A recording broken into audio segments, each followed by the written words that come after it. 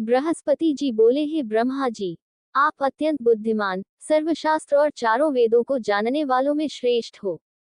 हे प्रभु, कृपा कर मेरा वचन सुनो। चैत्र, आश्विन, माघ और आषाढ़ मास के शुक्ल पक्ष में नवरात्र का व्रत और उत्सव क्यों किया जाता है?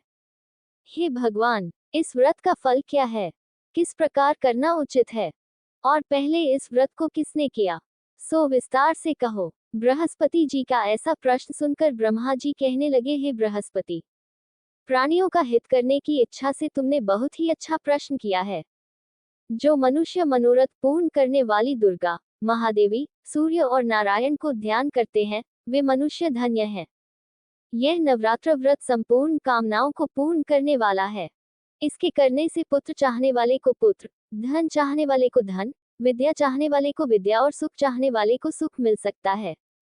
इस व्रत को करने से रोगी मनुष्य का रोग दूर हो जाता है और कारागार में पड़ा हुआ मनुष्य बंधन से छूट जाता है। मनुष्य की तमाम विपत्तियां दूर हो जाती हैं और उसके घर में संपूर्ण संपत्तियां आकार उपस्थित हो जाती हैं। बंध्या और काकबंध्या के इस व्रत के करने से पुत्र हो जाता है। समस्त पापों को दूर करने वाले इस व्रत के करने से ऐसा कौन सा मनोरथ है जो सिद्ध नहीं हो सकता? यदि व्रत करने वाला मनुष्य सारे दिन का उपवास न कर सके तो एक समय भोजन करे और उस दिन बांधवों सहित नवरात्रि व्रत की कथा श्रवण करे।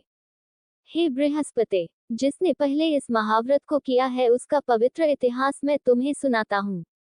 तुम सावधान होकर सुनो। इस प्रकार ब्रह्मा जी के वचन सुनकर बृहस्पति जी ओम बोले, हे ब्राह्मण, मनुष्यों को कल्याण करने वाले इस व्रत के इतिहास को मेरे लिए कहा, मैं सावधान होकर सुनोम रहा हूँ। आपकी शरण आए हुए मुझ पर कृपा करो। ब्रह्मा जी बोले, पीठत नाम के मनोहर नगर में एक अनाथ नाम का ब्राह्मण रहता था। वह भगवती दुर्गा का भक्त था। उसके संपूर्ण सद्गुणों से युक्त मानो ब्रह्मा की सबसे पहली रचना हो ऐसी यथार्थ नाम वाली सुमति नाम की एक अत्यंत सुंदर कन्या पैदा हुई। वह कन्या सुमति अपने घर के बालकपन में अपनी सहेलियों के साथ क्रीड़ा करती हुए इस प्रकार बढ़ने लगी जैसे शुक्ल पक्ष में चंद्रमा की कला बढ़ती है। उसका पिता प्रतिदिन दुर्गा की पूजा और होम किया करता था। उस समय वह भी नियम से वहां उपस्थित होती थी। एक दिन वह सुमति अपनी सखियों के साथ खेलने लग गई और भगवती के पूजन में उपस्थित नहीं हुई। उसके पिता को पुत्री की ऐसी असावधानी देखकर क्रोध आया और पुत्री से कहने लगा कि हे दुष्ट पुत्री, आज प्रभात से तुमने भगवती का पूजन नहीं किया। इस कारण मैं किसी कुष्ठी और जय माता दी दरिद्र मनुष्य के साथ तेरा विवाह करूंगा। इस प्रकार कुपित पिता के वचन सुनकर सुमति को बड़ा दुख हुआ और पिता से कहने लगी कि हे पिताजी, मैं आपकी कन्या हूँ। मैं आपके सब तरह से अधीन हूँ। जैसी आपकी इच्छा हो मेरा विवाह कर सकते हो। होगा वही जो मेरे भाग्य में लिखा है। मेरा तो इस पर पूर्ण विश्वास है। मनुष्य न जाने कितने मनोरथों को चिंतन करता है पर होता वही है जो भाग्य में विधाता ने लिखा है। जो जैसा करता है उसको फल भी उस कर्म के अनुसार ही मिलता है, क्योंकि कर्म करना मनुष्य के अधीन है पर फल देव के अधीन है। जैसे अग्नि में पड़े हुए तृण भी उसको अधिक प्रदीप्त कर देते हैं, उसी तरह अपनी कन्या के ऐसे निर्भयता से कहे हुए वचन सुनकर उस ब्राह्मण को अधिक क्रोध आया। तब उसने अपनी कन्या का एक कुष्ठी के साथ विवाह कर ओम दिया और अत्यंत क्रोध होकर पुत्री से कहने लगा कि जाओ जाओ, जल्दी जाओ, अपने कर्म का फल भोगो। देखे केवल भाग्य भरोसे पर रहकर क्या करती है। इस प्रकार से कहे हुए पिता के कटु वचनों को सुनकर सुमति अपने मन में विचार करने लगी कि हो, मेरा बड़ा दुर्भाग्य है जिससे मुझे ऐसा पति मिला।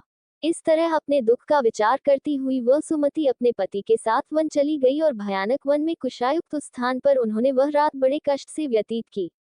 उस गरीब बालिका की ऐसी दशा देखकर भगवती पूर्व पुण्य के प्रभाव से प्रकट होकर सुमति से कहने लगी कि हे ब्राह्मणी, मैं तुम पर प्रसन्न हूँ।